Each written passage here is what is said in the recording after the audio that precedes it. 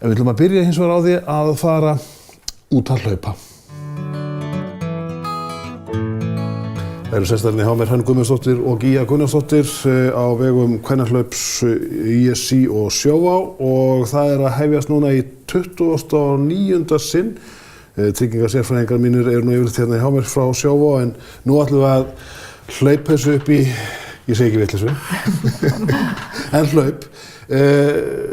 Þetta óhemju vinsælt hlaup, kvennahlaup ISÍ og Sjóvá. Já, þetta hefur verið bara afar vinsælt í gegnum árin.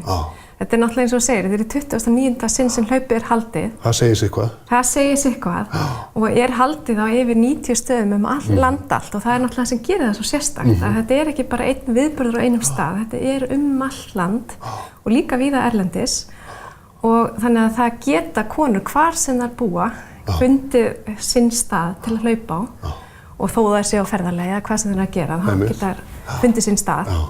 Og þetta langur tími, 29 ár, það hefur ýmislegt breyst á þessum tíma, sko, hlaup var bara sérvitringa íþrótt hérna fyrir 29 árum en nú þetta bara orðið allra manna íþrótt. Já, það náttúrulega kjarninn í hlaupina, upphaflega þurfti nú svolítið að draga konur frá þvottavélinu og eldavélinu til þess að fara út og hreyfa sig.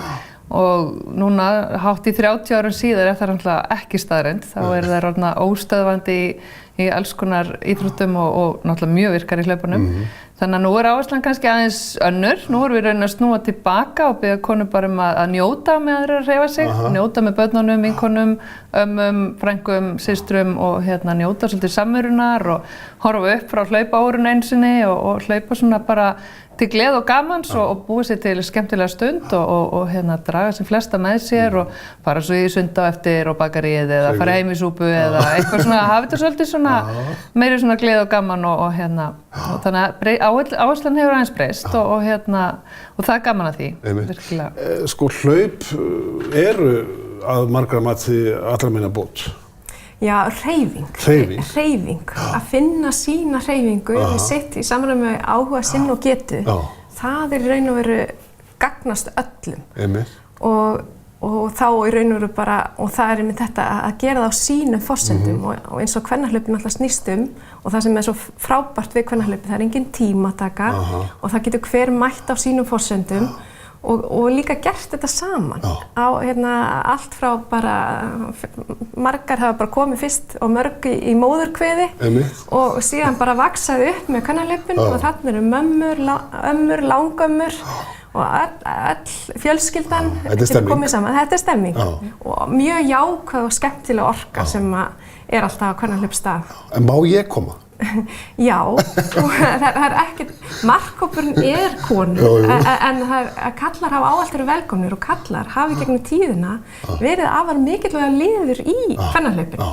Þeir að koma að styðja konurnar sínar á öllum aldri og svo þeir að afhenda verðlaun og koma bólunum út og afar mikilvægir í allri umgjörð hlaupsins og margir, þetta væri ekki framkvæmanlegt nema með frábærum framkvæmdaaðilum með tengiliðum á öllum stöðum, þeir sem halda utan um framkvæmdina og þeir eru margir hverjir karlmenn.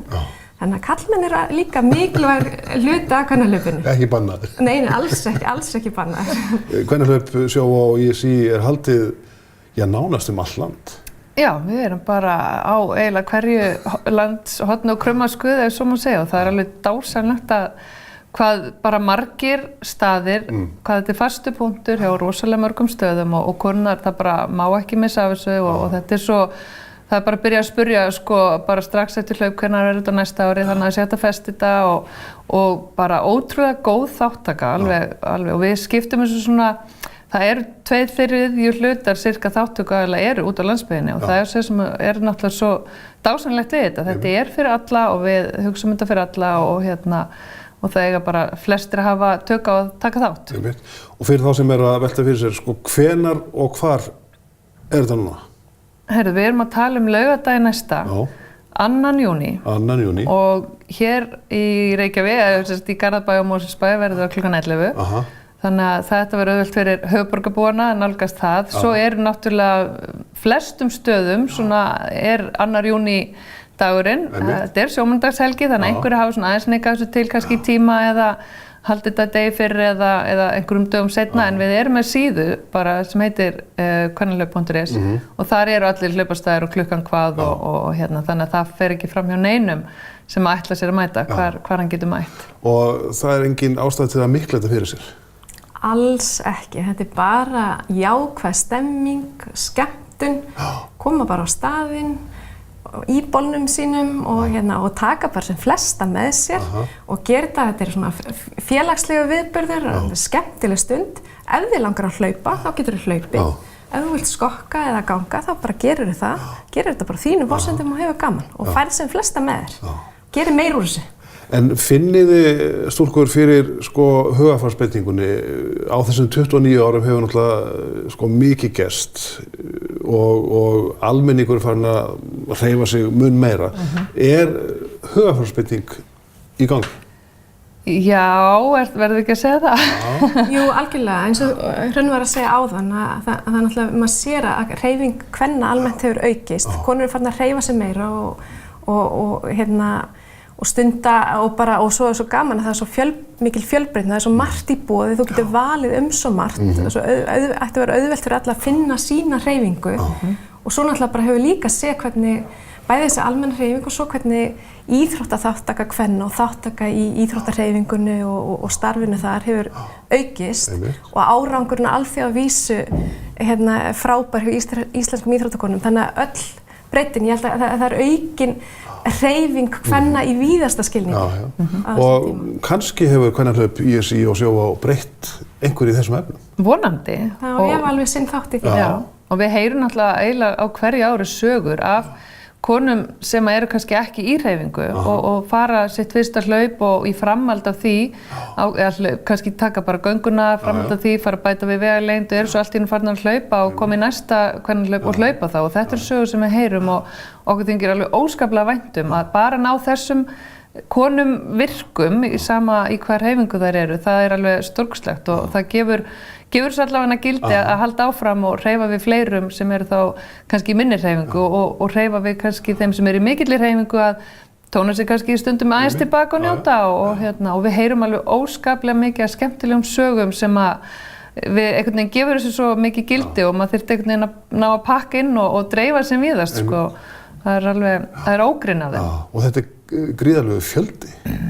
Það er bara, ég segi nú ekki allar konur en það er óbáslegur fjöldi sem tekur þátt í þessu. Já, þetta er vel yfir 10.000 konur á hverju ári sem taka þátt land allt og erlendis og já, bara mikill fjöldi kvenna sem kemur saman og þær eru náttúrulega og svo eru það náttúrulega allir þeir sem eru í raun og veru að vinna í kringum þetta þannig að heilt yfir líka er þetta gríðarlega mikill fjöldi sem kemur að þessari framkvæmd og öll í kringum þetta. Og þið ætlið að hlaupa? Já, sjálfsögðu, við vissum ekki þessu. Ég skelli mig kannski líka með. Endilega. En sem sé, Sjóvá kvennahlaup ISÍ 2. júní 2018 í 29. sinn endilega takið þátt.